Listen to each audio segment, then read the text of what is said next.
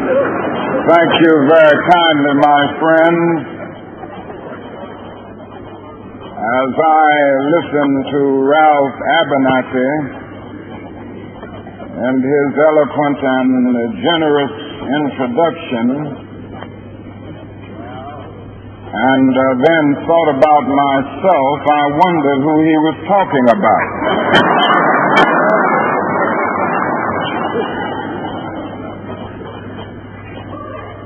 It's always good to have your closest friend and associate to say something good about you. And Ralph Abernathy is the best friend that I have in the world. I'm delighted to see each of you here tonight in spite of a storm warning. You reveal that you are determined to go on anyhow. Something is happening in Memphis, something is happening in our world.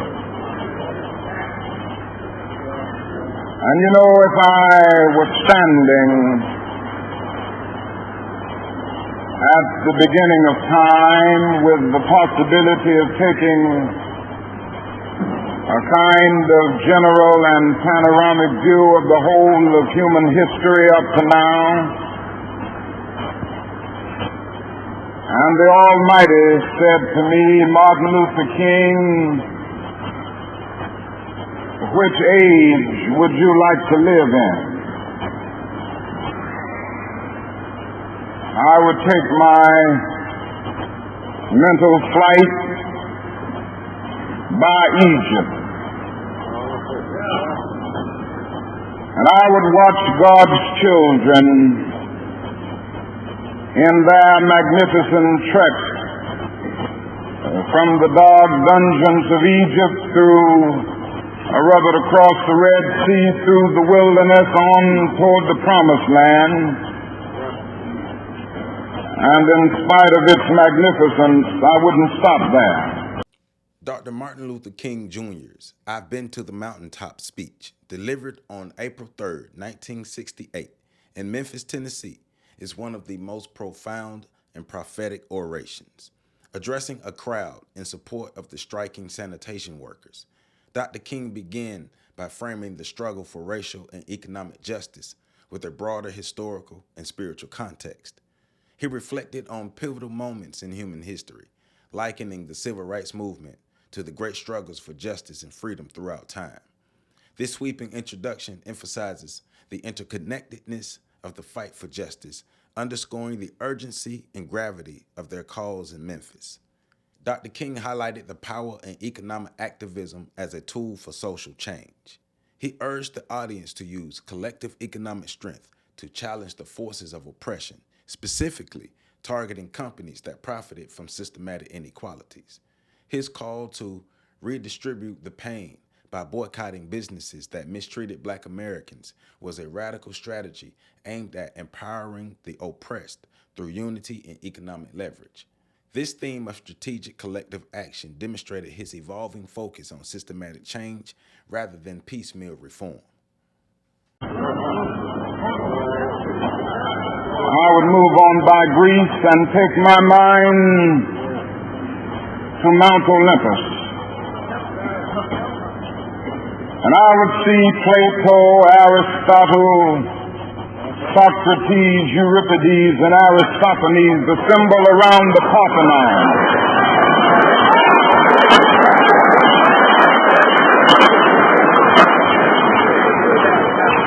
And I would watch them around the Parthenon as they discussed the great and eternal issues of reality, but I wouldn't stop there. I would go on even to the great heyday of the Roman Empire. And I would see developments around there through various emperors and leaders, but I wouldn't stop there. I would even come up to the day of the Renaissance and get a quick picture of all that the Renaissance did for the cultural and aesthetic life of man, but I wouldn't stop there. I would even go by the way that the man for whom I'm named had his habitat. And I would watch Martin Luther as he packed his 95 Theses on the door at the Church of Wittenberg, but I wouldn't stop there. I would come on up even to 1863 and watch a vacillating president by the name of Abraham Lincoln finally come to the conclusion that he had to sign the Emancipation Proclamation, but I wouldn't stop there.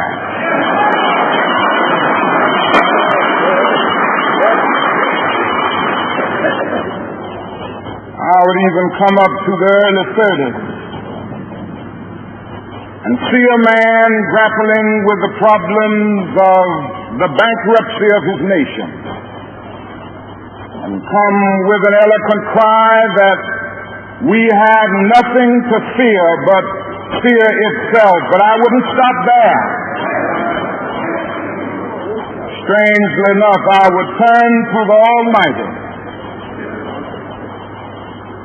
and say, if you allow me to live just a few years in the second half of the 20th century, I will be happy.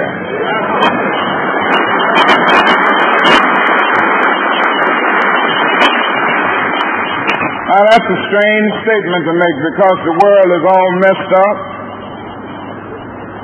The nation is sick. Trouble is in the land. Confusion all around. That's a strange statement. But I know somehow that only when it is dark enough can you see the stars. And I see God working in this period of the 20th century in a way that men in some strange way are responding. Something is happening in our world. The masses of people are rising up, and wherever they are assembled today, whether they are in Johannesburg, South Africa, Nairobi, Kenya, Accra, Ghana, New York City, Atlanta, Georgia, Jackson, Mississippi, or Memphis, Tennessee, the cry is always the same: we want to be free.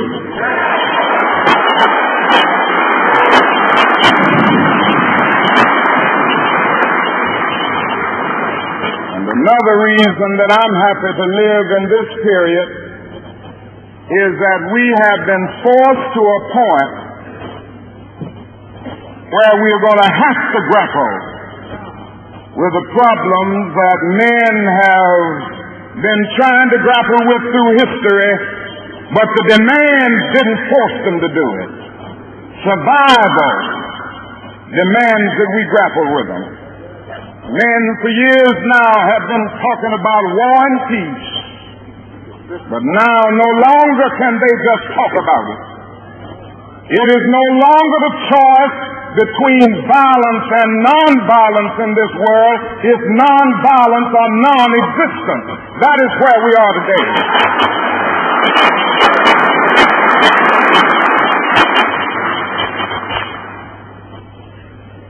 And also in the human rights revolution, if something isn't done and done in a hurry to bring the colored peoples of the world out of their long years of poverty, their long years of hurt and neglect, the whole world is doomed.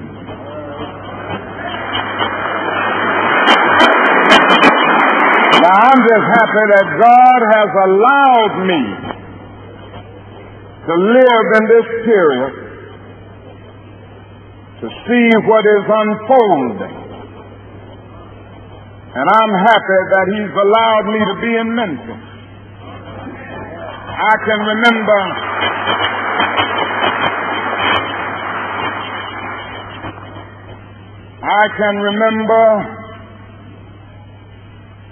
when Negroes were just going around, as Ralph has said, so often scratching where they didn't itch and laughing when they were not tickled.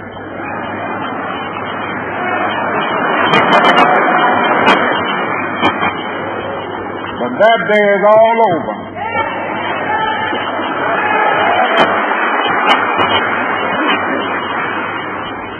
We mean business now, and we are determined to gain our rightful place in God's world.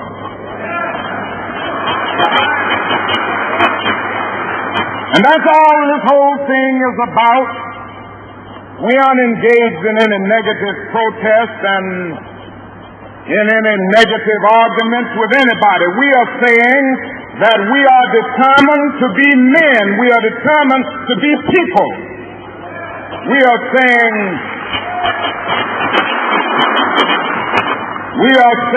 that we are God's children.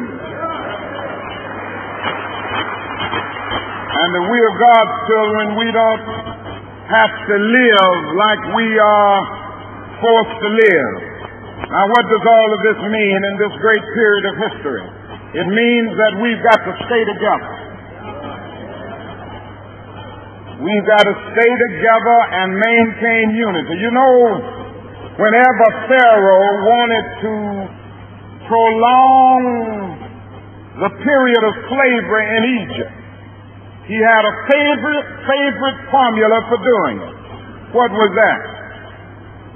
He kept the slaves fighting among themselves.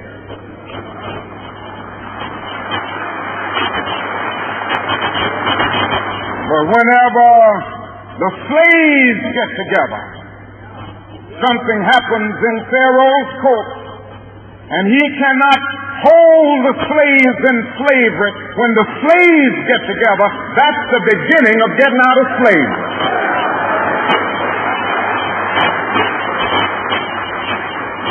Now let us maintain unity. Secondly, let us keep the issues where they are. The issue is injustice. The issue is the refusal of Memphis to be fair and honest in its dealings with its public servants who happen to be sanitation workers.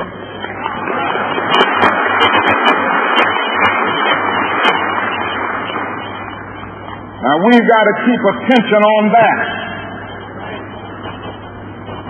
That's always the problem with a little violence.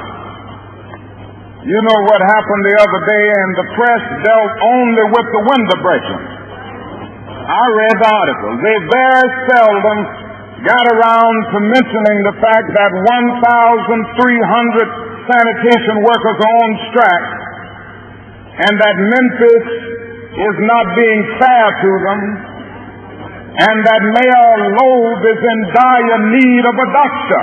They didn't get around to that.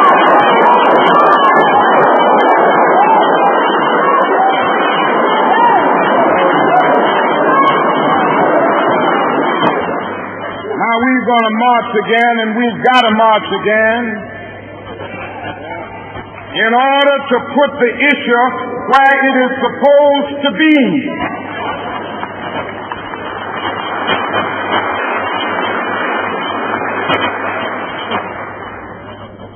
Force everybody to see that there are 1,300 of God's children here suffering, sometimes going hungry, going through dark and dreary nights, wondering how this thing is going to come out. That's the issue. And we've got to say to the nation, we know how it's coming out. But when people get caught up with that which is right, and they are willing to sacrifice for it, there is no stopping point short of victory.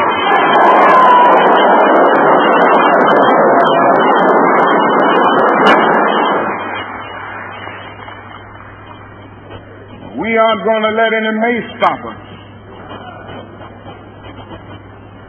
We are masters in our nonviolent movement in disarming police forces. They don't know what to do. I've seen them so often. I remember in Birmingham, Alabama,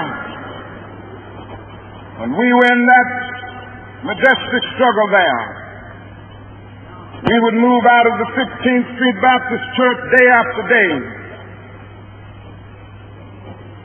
By the hundreds we would move out, and Bull Connor would tell them to send the dogs forth. And they did come. But we just went before the dogs singing, ain't gonna let nobody turn me around.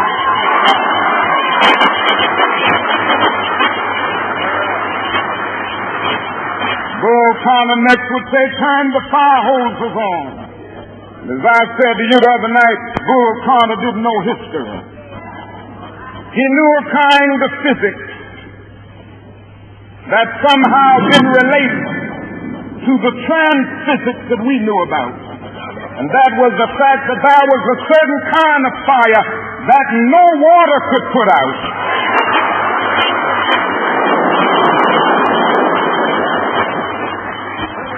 And we went before the fire hose. We had known water. If we were Baptists or some other denominations, we had been immersed. If we were Methodists and some others, we had been sprinkled, but we knew water.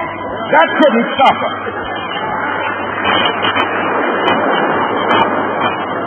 And we just went on before the dogs, and we would look at them, and we'd go on before the water hoses, and we would look at it. And we just go on singing, over my head I see freedom in there.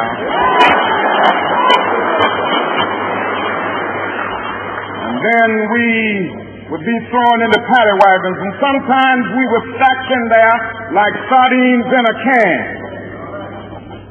They would throw us in, and old Bull would say, take them off.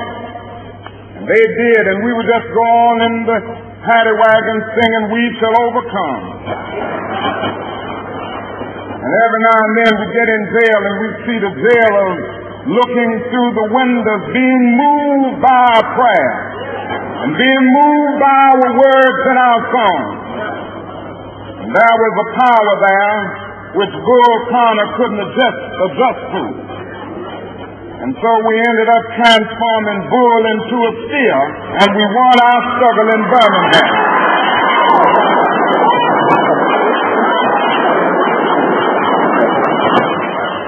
Now we've got to go on in Memphis just like that. I call upon you to be with us when we go out Monday. Now about injunction. We have an injunction, and we're going into court tomorrow morning to fight this illegal, unconstitutional injunction. All we say to America is be true to what you said on paper.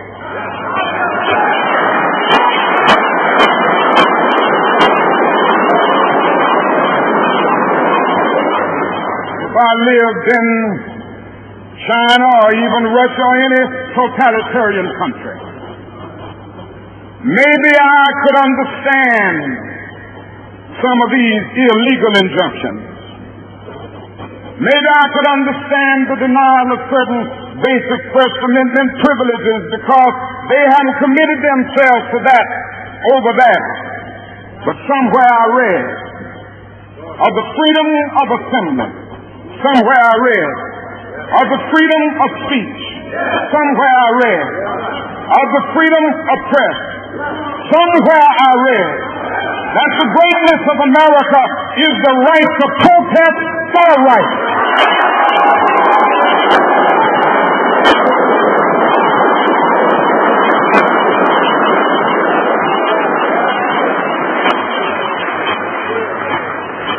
And so just as I say we aren't going to let any dog or water hoses turn us around, we aren't going to let any injunction turn us around.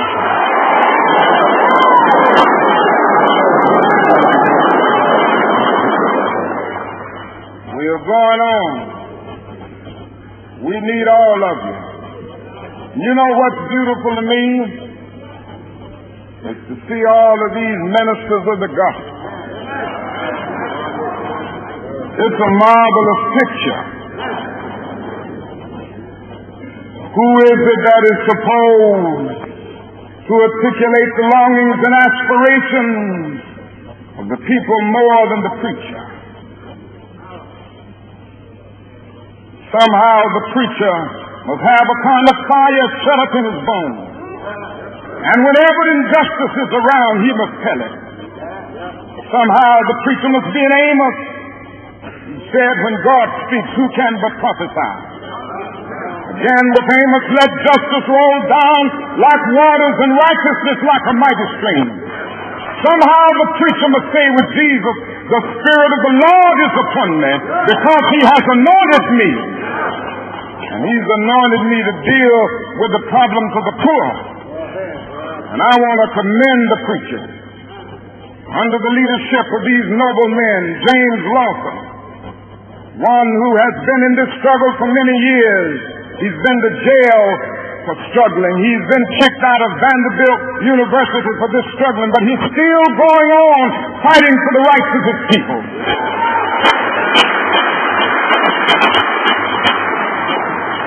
Reverend Ralph Jackson, Billy Childs, I could just go right on down the list. Time will not permit, but I want to thank all of them.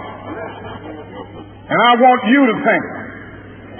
Because so often preachers aren't concerned about anything but themselves. A critical aspect of the speech was Dr. King's emphasis on unity and nonviolence.